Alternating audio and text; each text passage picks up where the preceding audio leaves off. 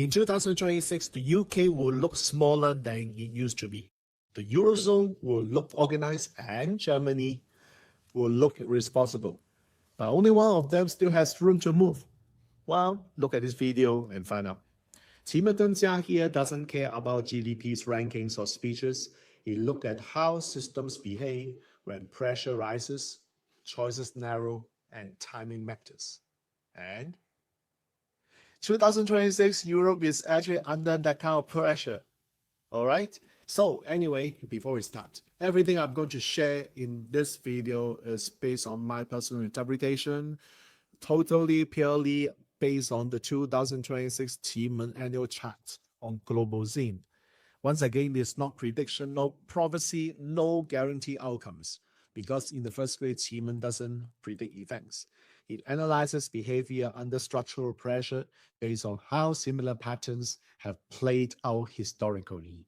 Okay, so use this video, whatever I'm sharing here, to think better and stay tuned, not to panic. All right, so let me ask you two very uncomfortable questions here. Why does the UK still matter globally despite shrinking economic weight? And two, why does the Eurozone look powerful on paper yet struggle to act decisively? Maybe 2026 make these answers visible, perhaps. Okay, so before touching the country's analysis, let me just state how I do that. Again, I'm always based in China, as in the East Palace. So for UK, I'm positioning it to the Northwest Palace, and then for Germany and Eurozone, they will be on the West Palace. So this is just the context. Okay, so let's move on to the backdrop of European backdrop in 2026. Europe will enter in 2026 with the following. Again, it's just how I see the events. Lingering energy consequences from the Ukraine war, rising defense spending unevenly shared, slow economic growth, increasing political fragmentation, aging populations, and decline first mover advantage globally. While it's not collapse, but it is straight. And Timan restrained very well. Okay, so let's look at UK in 2026. All right, the Northwest Palace setup give us some of the analysis like this. UK will basically refuse to disappear, right? Let's go through this. Number one, UK operates through relationships, not dominance, because of the Sixth Harmony. Sixth Harmony in this palace, in the Northwest Palace, it's about alliances, coordination, and network power. So in 2026, the UK leans heavily on intelligence partnerships, bilateral agreements, and informal diplomatic channels. It no longer leads systems. It threads systems together. So that's influence without mix. Now, number two is the UK intervenes selectively at critical moments. Now, the heavenly hero is in this palace. What you mean is that it is not constant leadership. It's appearing exactly when others hesitate. So this is for UK. It shows up in security coordination. It provides intelligence, and it meditates quietly and shapes the narrative, which is not loud, but just effective. Number three, the UK's bigger risk is believing its own story. Why? Because of the delusion door in the Northwest Palace. Now, what does it do? The delusion door warns of self-mythologizing, okay? Confusing influence with control, and romanticizing past relevance. So in 2026, the UK must stay realistic, because confidence helps, illusion destroys margin for error. Now, in the Northwest Palace, we also have the tea earth and the run water as the two stems. And that contained is called, you meet together, it means contained adaptability. Because the earth holds the boundaries, run water adapts to terrain. And this is why the UK reroutes trade, reframes partnership, and survives shock. It doesn't expand, it endures intelligently. So in summary, UK will stay relevant by inflexible, network, and strategically useful. If it respects limits, it will survive one. On the other hand, if it chases all grandeur, it will stumble. Again, that's just my interpretation, okay? Now, let's move to the Eurozone in 2026. So Eurozone, like I said above, I'm using the West Palace of the global achievement chart. And therefore, this is what I see. This is like a it demands configuration. Demands configuration. That's the D. Now, you see, Eurozone is forced into enforcement it dislikes because you have a white tiger there. And a white tiger represents enforcement, confrontation, hard decisions. So in 2026, likely Eurozone faces defense obligation, sanction enforcement, and border security realities. It prefers diplomacy, but enforcement becomes unavoidable. Okay? And number two, systems replace leadership under pressure because you have a heavenly assistant there. The Eurozone excels at rules, processes, and institutions. But when pressure rises, systems slow decisions. A consensus protects unity, but sacrifices speed. Then number three, internal friction drains the momentum because of the harm door. The harm door is there in the West Palace. The harm door is not a collapse, it's abrasion. It shows up as North versus South fiscal tension, East versus West security priorities, migration disputes, and policy fatigue. Nothing breaks, but energy leaks continuously. And then you have got Dane fire and sin metal as the heavenly stance. In this palace, it means that visibility locks Europe into rigid positions. So you see, Dane fire brings attention, sin metal enforces precision. You should know them, right?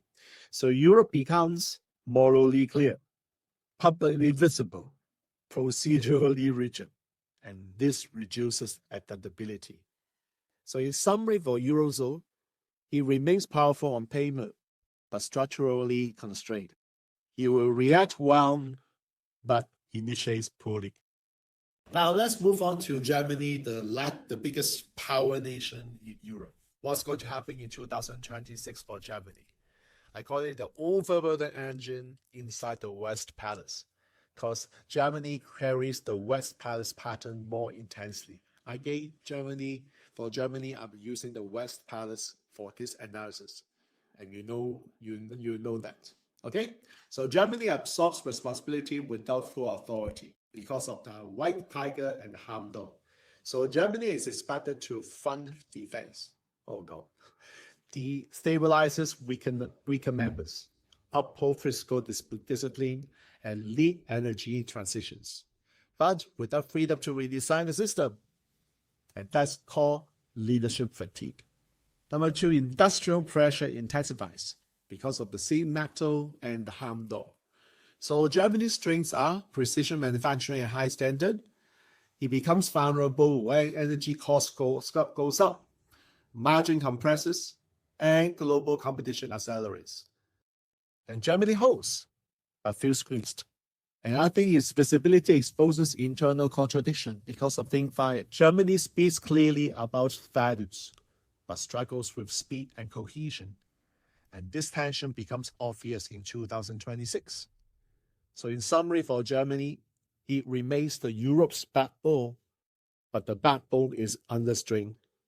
Responsibility will concentrate and freedom will diffuse. All right, so that's the individual zones and countries analysis. Now let's do some comparisons using Qima. Who still has the room to move? Okay, you ready? Okay, UK. Flexible, network-driven, influence without scale, and high adaptability illusion risk. Eurozone, well, you've got rule-bound, system-driven, slow consensus, strong stability, and weak agility. And Germany, responsible, overburdened, industrially pressured, and leadership fatigue. So not everyone can pivot. Funny, right?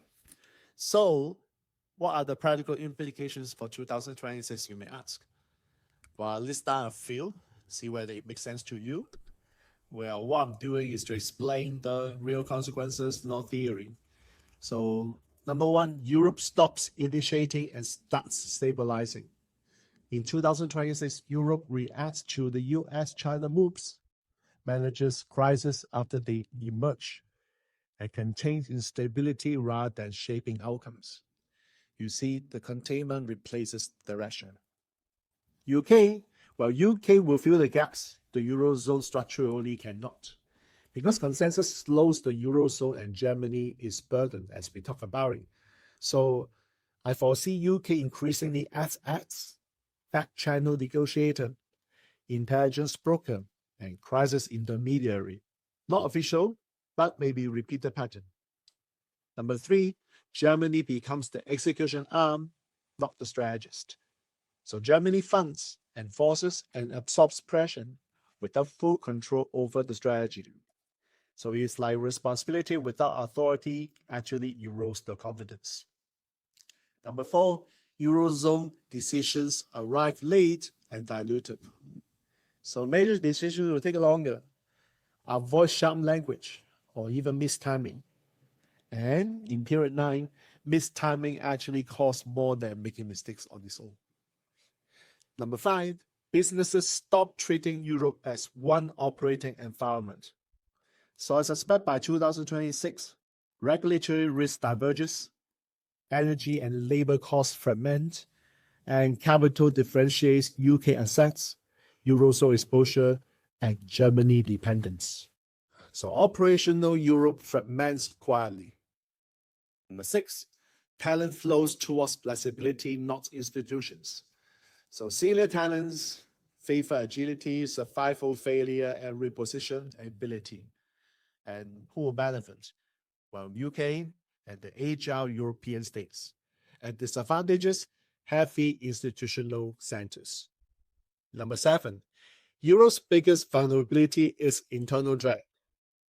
External pressure is manageable, and internal friction drains momentum. Nothing will explode, I think, but influence will erode.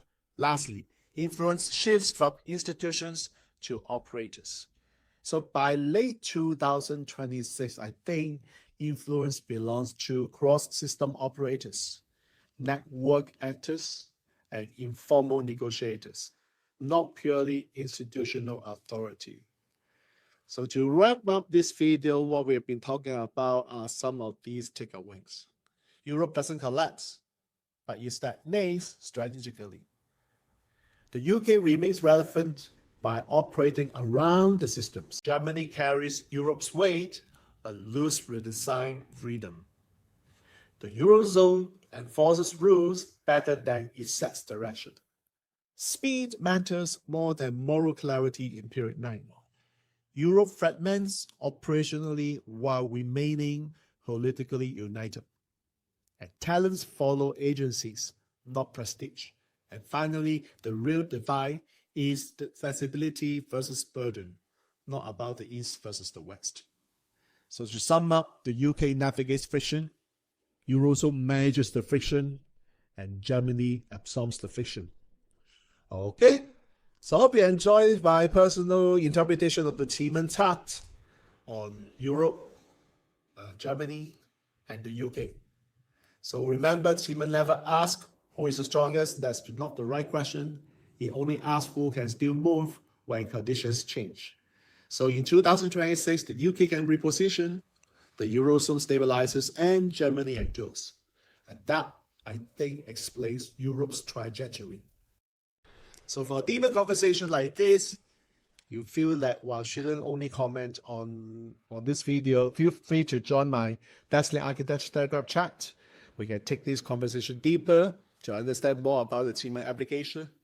No hype, no superstition, all about clarity and clarity alone. All right. So once again, before I end the video, this analysis is purely my interpretation of the Tiemann chart. is not predicting who is going to collapse.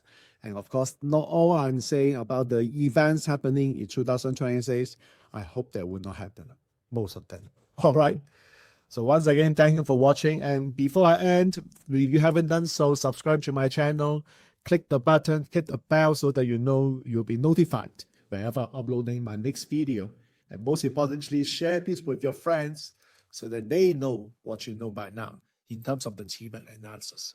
I hope you enjoyed this. Let me know what else do you want me to talk about and which country you want me to talk about using achievement application. I will see if I can fulfill. All right. Thank you for your suggestion in advance. I'll see you in my next